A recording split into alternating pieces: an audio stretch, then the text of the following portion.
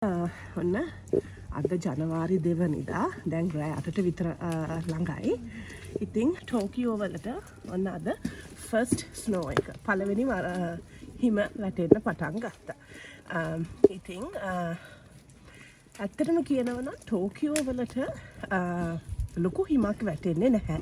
Tokyo වලට හිම වැටෙන්නේ අවුරුද්දකටම දවස් 2ක් 4ක් ඇතුළතය. දවස් 4ක් වැටෙන්න නම් ටෝකියෝ පැත්තට හිම ලොකු හිමක් වැටෙන්න ඕන. සාමාන්‍යයෙන් දැනට අවුරුදු 10ක විතර ඉඳලා මම දන්න තරමටම ටෝකියෝ වලට හිම දවස් 2කට වඩා හිම වැටුනේ නැහැ. ඉතින් ඇත්තටම දැන් ජපානයේ තියෙනවා දැන් ගොඩාක් හිම වැටෙන තැන්. අඩි 4ක් අඩි 5ක් ඊටත් උසට වඩා පාර දෙපැත්තේ හිම ගොඩ ගහලා තියෙන තැන් තියෙනවා. හැබැයි ටෝකියෝ වලට වැටෙන හිම එහෙම නෙවෙයි ඇත්තටම. මෙන්න මේ වගේ එක දිගට දැන් ඇත්තටම හිම වැටෙන පටන් අරගෙන පැයක් විතර තමයි වෙන්නේ. ඒත් ලොකු හිමක් නෙවෙයි. දැන් ටෝකියෝ වලට වැටෙන හිම මෙන්න මේ වගේ සාමාන්‍යයෙන් සෙන්ටිමීටර් එකකුත් සෙන්ටිමීටර් 3ක් අතර තමයි ඝනකමකට තමයි මන් දන්නේ ඇත්තට මේක සෙන්ටිමීටර් වලින්ද ගණනය කරන්නේ නැත්තම් මීටර් වලින්ද කියලා. ඉතින් කොහොම හරි සාමාන්‍යයෙන් සෙන්ටිමීටර් 2 3ක් තරමට උසට තමයි මේ හිම වැටෙන්නේ. සාමාන්‍යයෙන් දෙවනි දවස වෙනකොට මේ හිම එහෙම ලොකුවට හිටින්නේ නැහැ. දිය වෙලා යනවා. ඉතින් ඔන්නෝම තමයි උනාට ඉතින් ටෝකියෝ වල මිනිස්සු හරි කැමති හිම වැටෙනවට. ඉතින් සමහරු ඒක මේ දැන් පළවෙනි හිම වැටෙන දවස ටෝකියෝ වලට අවුරුද්දේ. ඉතින් ඒක ලොකු නිවුස් එකක්. ඉතින් ජපානයේ ෆස්ට් ස්නෝෆෝල් ඉන් ටෝකියෝ කියලා හැම හරිම සීතලයි. සාමාන්‍යයෙන් සාමාන්‍යයෙන් ටෝකියෝ වල උෂ්ණත්වය උදේකට වගේ මේ වින්ටර් එකේ සාමාන්‍යයෙන් -2 -3 වගේ යන අවස්ථා තියෙනවා. ඒ වුණාට ඇත්තටම හිම වැටෙන්න නම් ඒක එක දිගටම සාමාන්‍යයෙන් දවස් එක දිගට කියන්නේ සාමාන්‍යයෙන් මයිනස් අගයක් තිබුණම තමයි හිම වැටෙන්නේ. සමහර වෙලාවට දැන් ගිය අවුරුද්දේ එහෙම මේ වගේ එක දිගට මේ වගේ හිම වැටුන්නේ නැහැ. සමහර වෙලාවල් තියෙනවා වැස්සත් එක්කම හිම වැටෙන අවස්ථා. එතකොට මේ වගේ පාරේ හිම හිටින්නේවත් නැහැ. වාහන තියෙන ගෙවල් වල අනිවාර්යයෙන්ම හිම වැටෙන දවස් වලට බලලා මෙන්න මේ වගේ වයිපර්ස් දෙක ගල් වෙනවනේ. ඒක උඩට හුස්සලා තමයි තියන්නේ. මේ වීඩියෝ එක කරන වෙලාවේදී මම අසනීපෙන් හිටියේ. ඒක හින්දා මට තේරෙනවා මේ කතා කරන විදියෙන් එච්චර ලස්සනක් නැහැ. බොහොම අමාරුවෙන් මම කතා කරන්නේ. ඉතින් සමා වෙන්න ඒකට. මං කියවනේ සමහර වෙලාවට හිම වැස්සත් එක්කම වැටුනම ඒ හිම චුට්ටක්වත් අල්ලලා හිටින්නේ නැහැ. ඒ වතුරත් එක්කම දී වෙලා යනවා. ඉතින් සමහර අවුරුදු වල හොඳටම හිම වැටෙනවා. සාමාන්‍යයෙන් මට මතකයි මීට අවුරුදු හරියටම 8කට විතර කලින් හොඳ ලොකු හිමක් ඇත්තරම දවස් 3ක් විතර යනකම් වැටුණා. ඉතින් ඊට පස්සේ අවුරුදු වල නම් එහෙම ලොකුවට හිමක් වැටුනේම නැහැ. මේ වගේ පැය 7ක් 8ක් එක දිගට වැටිලා නැවතිලා යනවා. ඉතින් හැමදාමත් හිම හැම අවුරුද්දෙමත් කිව්වට හිම වැටෙනවද කියලා කියන්නත් බෑ හරියට. එකම එක අවුරුද්දක් මට මතකයි තිබුණා මාර්තු වලත් හිටි ගමන් දවස පුරාම හිම වැටෙන්න පටන් ගත්තා. සමහර වෙලාවට රෑ විතරක් වැටිලා උදේ වෙනකොට එක්කෝ වැස්සක් වැහැලා හේදීගෙන යනවා. ඉතින් මේ බලන්න හිමෙන් වැහිලා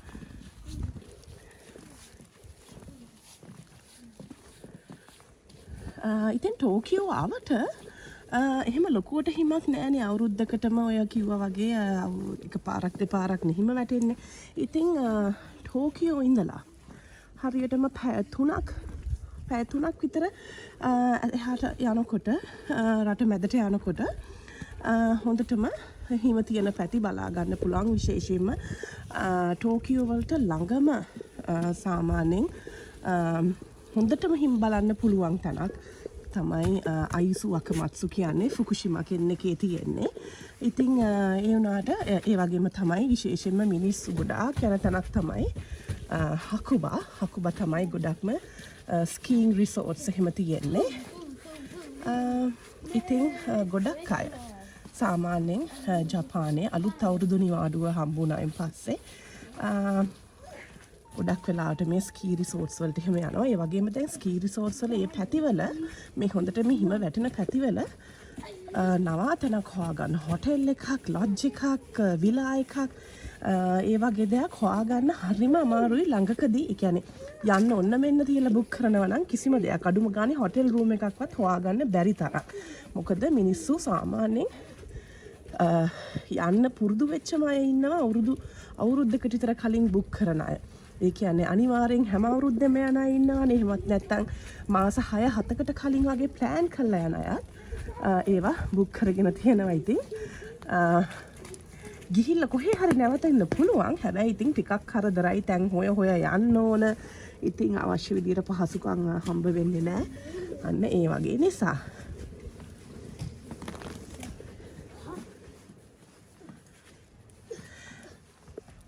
මේ ඉතින් හිම වැටෙනකොට පොඩි මේ අත්දැකීමක් කියන්නේ ඉතින් අපි හිම වැටෙන රටක නෙවෙයි ඉපදුනේ.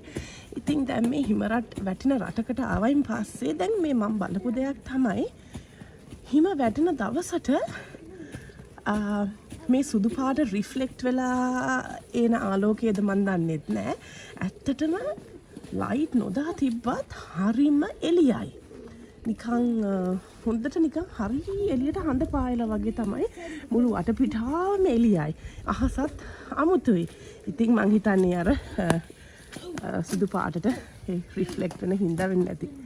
නේද? ඔන්න මගේ කැමරා එකටත් වතුර බින්දුවක් වැටිලාද කොහෙද? ඉතින් අද හිම වැටෙන්නේ සාමාන්‍යයෙන් ෆෝකාස්ට් කරලා තියෙන්නේ ෆෝකාස්ට් එකේ දාලා තියෙන්නේ පැය 4-5ක් වගේ තමයි ටෝකියෝ අවටට හිම වැටෙන්නේ. ඊට පස්සේ හිම වැටෙන එක නවතිනවා. ඉතින් හරි ලස්සන අත්දැකීමක්. ඉතින් මං කියන්නේ හැමෝටම මේක ජීවිතේ එකපාරක් හරි විඳින්න තියෙනවා නම් හැමෝටම හරි ලස්සන අත්දැකීමක් වේවි. හිම වැටෙනවා කියන්නේත් හරිම ලස්සන අත්දැකීමක්.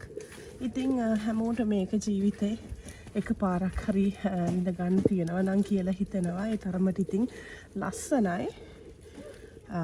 ඒ ලස්සන වගේම තමයි ඉතින් සමහර වෙලාවට හිතා ගන්න බෑ. දැන් මේ අපි ඔය හිම තියෙන පැති බලන්න එහෙම ගියාම මේ මාස ගණන් එක දිගට අඩි ගානකට මීටර් ගානකට උස හිම කඳු එහෙම තියාගෙන මිනිස්සු කොහොම මේ සීතලේ ඇඳුම් ලේයර්ස් 3-4-5-6ක් විතර ඇඳගෙන කොහොම ජීවත් වෙනවද ඉතින් කියලා.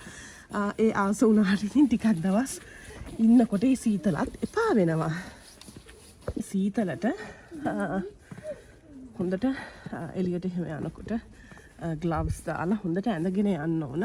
නැත්තම් ඒ එළියේ ඉන්න ඇතරම හරි අමාරුයි. හොඳට ලේයර් කරාම ඇඳුම් හොඳට ලේයර් කරලා අඳින්න ඕන. හොඳ සොක්ස් දාලා ග්ලව්ස් දාලා තමන්ගේ ඇඟේ උෂ්ණත්වය ආරක්ෂා කරගන්න එහෙම ඇඳාම ඉතින් හිම සීතල කියලා එහෙම ඇත්තටම දැනෙන්නේ නැහැ ලොකුවට.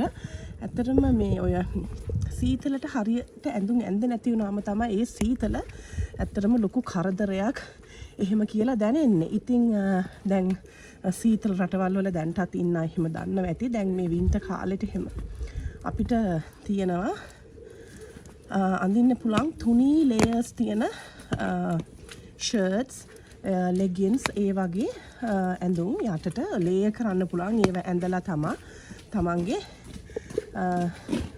සාමාන්‍ය ඇඳුම් අඳින්නේ. හැබැයි ඒ අර රෙද්ද තුනේ වුණාට අර හොඳට වෝම් මේ හීට් එක හැදෙන රෙදි ඒවා තමයි ඒ වයින් තමයි ඒ ඇඳුම් එහෙම හදලා තියෙන්නේ. එතකොට ඒ වගේ ලේයර් කරලා ඇඳුම් ඇඳලා හොඳට කකුල් ඇන්කල්ස් එහෙම වැහෙන්න සොක්ස් දාලා ග්ලව්ස් දාලා ගියාම කන් දෙක එහෙම වහගත්තම එහෙම ලොකු කරදරයක් දැනෙන්නේ නැහැ. ඉතින් ඔන්න දැන් නම් හිම වැටෙන එක නැවතුණා. තාපෑකින් විතර ආපහු වැටෙන්න ගන්නවා කියලා තියෙනවා.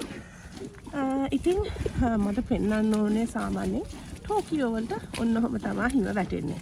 මහා ලොකු හිමක් වැටෙන්නේ නැහැ. ටෝකියෝ ආවටට වැටෙන්නේ මෙන්න මේ වගේ පොඩි හිමක්. සාමාන්‍යයෙන් දැන් අද මේ වැටුණු හිමේ හැටියට මේක හෙට රෑ වෙනකොට අනිවාර්යෙන් දිය වෙලා යනවා. ඉතින් හිම ගොඩක් එහෙම වැටෙනකොට මේ වයර් වලින් පස් කාලා බීමට හිම වැටෙනකොට අමුතු සද්දයක් එනවා. ඉතින් හරිම ලස්සනයි. මුළු පරිසරයම හරිම නිස්කලංකයි. මොකද කිසිම කෙනෙක් එළියට එහෙම එන්නේ නැහැ.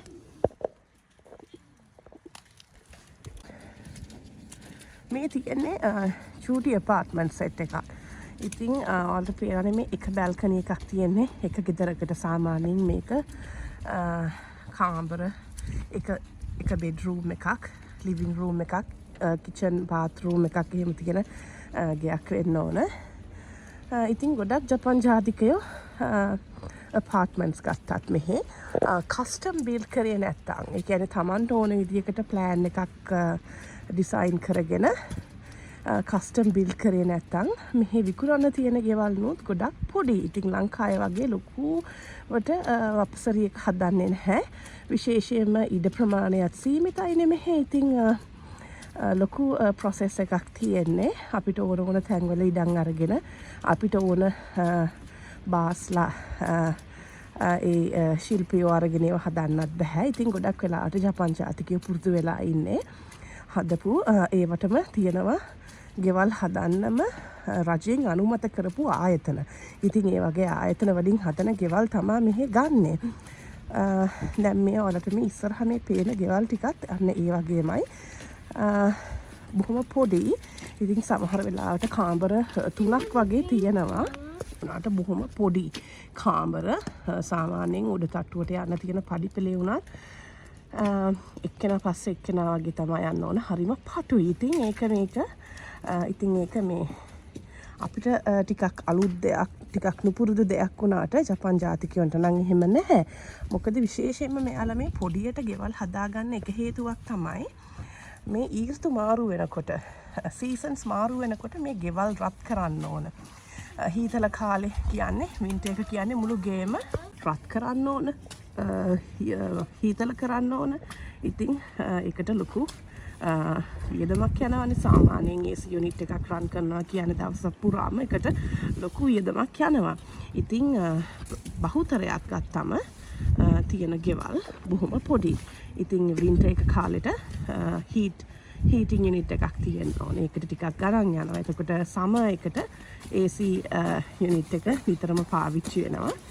ඉතින් පොඩියට ගෙවල් හදාගෙන ඉන්න සංස්කෘතිකමය කටයුතු ඇරුණම, සංස්කෘතිකමය වශයෙන් ඇරුණම ගෙවල් පොඩියට හදාගෙන පොඩි ඉඩක ජීවත් වෙන එක හේතුවක් තමයි මේ සීසන්ස් මාරු වෙලා මේ ගෙවල් රත් කරන්න, හීතල කරන්න ඕන හින්දා. මේ වීඩියෝ කොටස මම ගත්තේ පහුවෙනිදා උදේ. ඉතින් කොහොමද රෑ වැටුණ හිම උදේ වෙනකොට තත්ත්වය මොකද්ද කියන එක.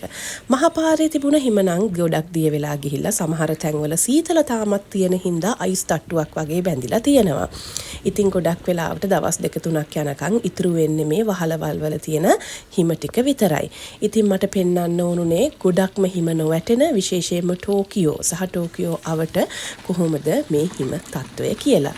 ඉතින් එහෙනම් අපි නැවත මේ වගේ වීඩියෝ එකකින් හමු වෙමු.